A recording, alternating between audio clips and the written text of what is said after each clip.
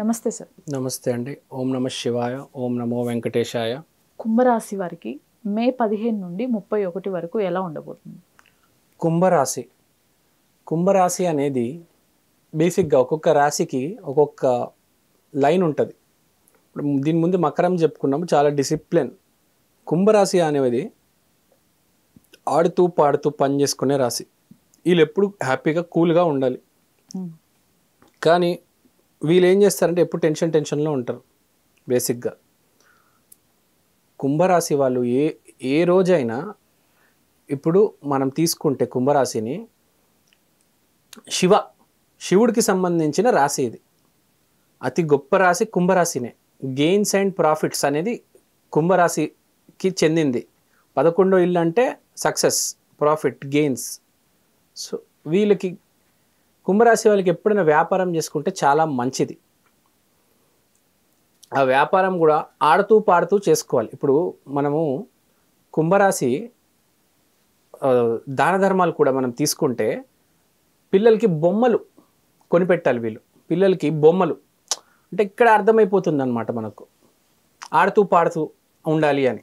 So వీళ్ళకి చిన్న చిన్న పిల్లలకి ఆర్ఫనేజెస్లో, గవర్నమెంట్ స్కూల్స్లో, లేకపోతే మన పక్కింటి వాళ్ళకి, లేకపోతే ఏదైనా బర్త్డే ఉంటే గిఫ్ట్స్ కూడా బొమ్మల కింద ఇస్తే కుంభరాశి వాళ్ళకి చాలా మంచిది.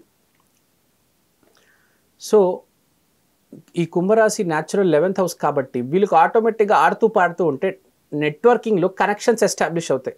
ఓకే. సో మంచి కనెక్షన్ ఎస్టాబ్లిష్ అవుతుంది. ఎక్కడో ఒక పొలిటికల్ లీడర్ హెల్ప్ చేసి ఒక కాంట్రాక్ట్ ఇస్తాడు, జీవితం మారిపోతుంది దాంతో. లేకపోతే ఎక్కడో చిన్న వ్యాపారం మొదలెడతాడు రోడ్డు మీద, ఒక చిన్నది, అది అంచెలంచెలుగా 3 పూలు 6 కాయలు అవుతుంది.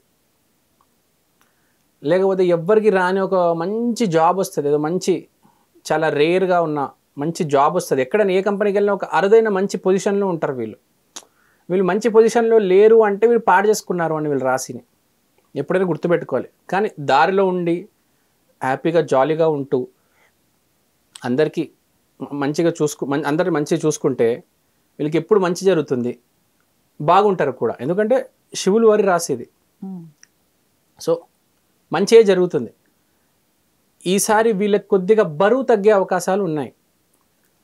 మనం బరువు తగ్గాలి అని వీళ్ళకి ఉంటుంది. ఈసారి ఆకలి కూడా తక్కువ వేస్తుంది.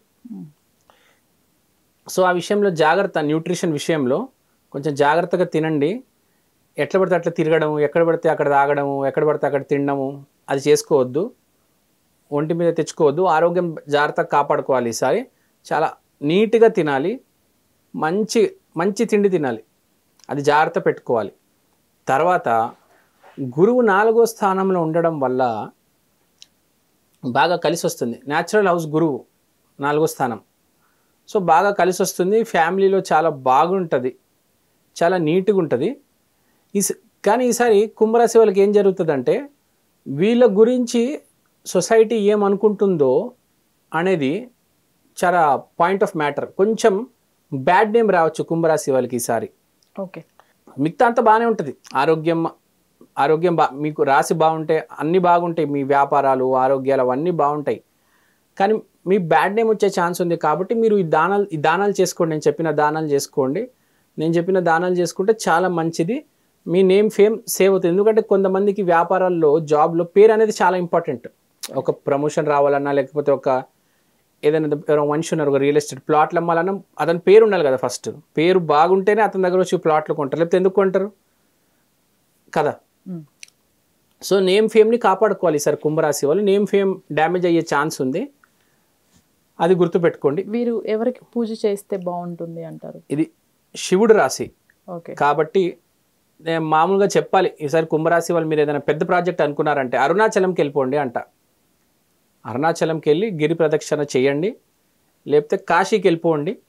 కుంభరాశి వాళ్ళు ఎప్పుడైనా వాళ్ళ జీవితంలో ఒక్కసారైనా అరుణాచలంకైనా లేదా కాశీకైనా వెళ్ళాలి.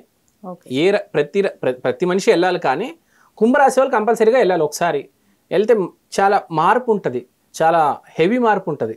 ఎందుకంటే మీ రాశినే శివుడికి సంబంధించింది. 12 రాశుల్లో బాగా పవర్ ఉన్న, శివుడు పవర్ ఉన్న ఆ రాశి ఏదైనా ఉందంటే కుంభరాశి. మంచి రాశి ఏదైనా ఉంటే అందరికీ మంచి చేసే రాశి అనేది కుంభరాశినే. మన 12 రాశుల్లో 12 రాశులు ఉన్నాయి. కానీ అతి మోస్ట్ ఎక్కువ ఇంపార్టెన్స్ ఇచ్చేది 11వ ఇల్లుకే, ఎందుకంటే డబ్బు అక్కడ నుంచి వచ్చేది. అక్కడ కుంభరాశి ఉంది. సో అద్భుతమైన రాశి, మంచి రాశి. ఈ రాశి ఉంటే నిజంగా మీరు అదృష్టవంతులు. దాన్ని కరెక్ట్గా ఉండేటట్టు చూసుకోవాలి. దాన్ని తప్పు మార్గంలో తీసుకోకూడదు. తప్పుడు మనుషులతో ఫ్రెండ్షిప్ చేసి తప్పుడు మార్గాన్ని వెళ్ళి కింద పడిపోవడం కాదు, కరెక్ట్ ఫ్రెండ్స్తో వెళ్ళాలి. జీవితం ఎలా ఉంటుందంటే, ఇప్పుడు నాకు మనిషి పరిచయం అయ్యాడు, చాలా కఠినంగా ఉన్నాడు, వాడే బేసిక్గా మంచోడు ఉంటాడు. మంచోళ్ళు తొందరగా దగ్గరగా రానివ్వరు. అదే తప్పుడు నా కొడుకులు ఉంటారు కొంతమంది, బాగున్నావా, రా కూర్చో, ఎలా ఉన్నావు, బేసిక్గా ఇది ఎక్కువ ఉంటుంది. అందరూ అలా అని చెప్పను. చాలామంది ఎవరైతే ఫ్రాడ్ చేస్తారో ముందు ఏ బావా ఏం బామర్ది అని చెప్పేసి మాటలు కలిపేసి అంత అయ్యాక తర్వాత ఫైనాన్షియల్గా తేడా వచ్చేస్తుంది. ఇప్పుడు మనం చూస్తుంటాం సొసైటీలో ఎవరెవరిని దగ్గరకు రానివ్వరు అంత ఈజీగా, భయపడతారు కదా.